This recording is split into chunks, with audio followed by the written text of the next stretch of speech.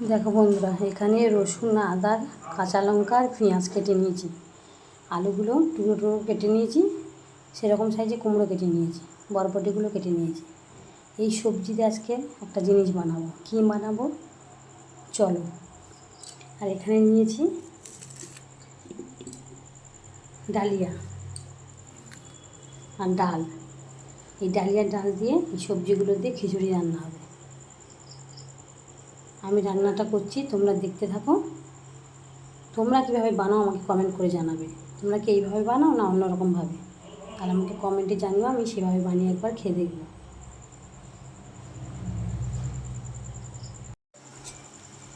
এখানে কড়ার মধ্যে শুকনো লঙ্কা আর তেজপাতা দিয়ে দিয়েছি, একটু ভেজে নেব।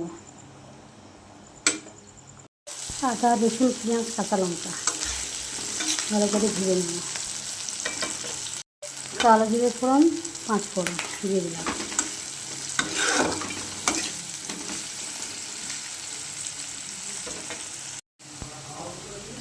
আলু, বরবটি, কুমড়ো দিয়ে ভেজে নেব।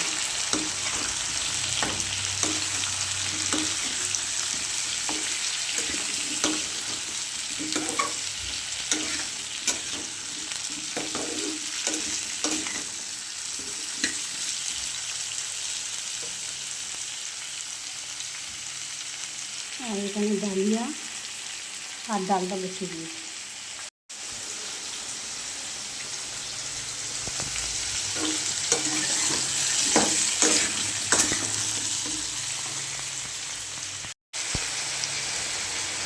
দিয়ে দিলাম হলুদ আর লবণ।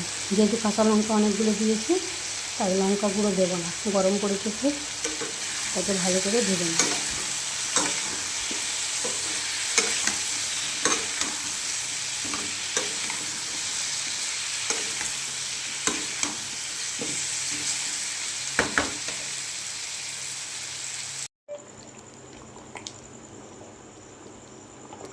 এখানে 3টে ডিম সেদ্ধ বসিয়ে দিয়েছি। ডালিয়ার সঙ্গে ডিম সেদ্ধ খাওয়া।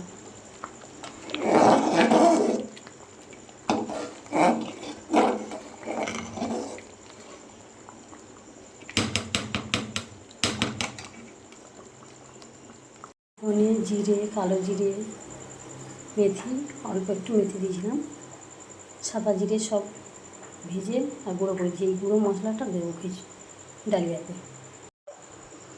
এই ভাজা বাদাম, বাদাম ভাজা একটু ডালিয়ার মধ্যে দেবো, অল্প একটু ছাড়িয়ে নেব খোসাটা। এবারে ডালিয়াটা রেডি হয়ে গেছে, ঘি দিয়ে দেবো। ঘিটা দিয়ে দিলাম।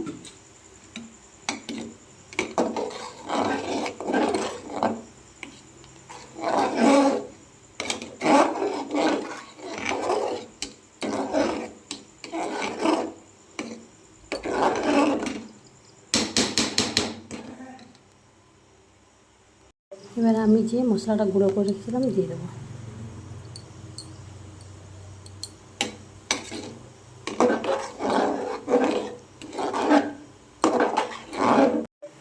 ব্যাস, ডালিয়াটা রেডি।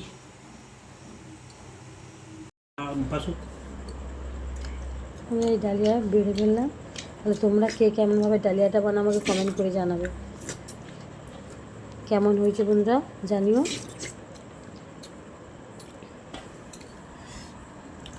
ছেলে খেতে বসে গেছে, আমার দাদাভাই খাচ্ছে।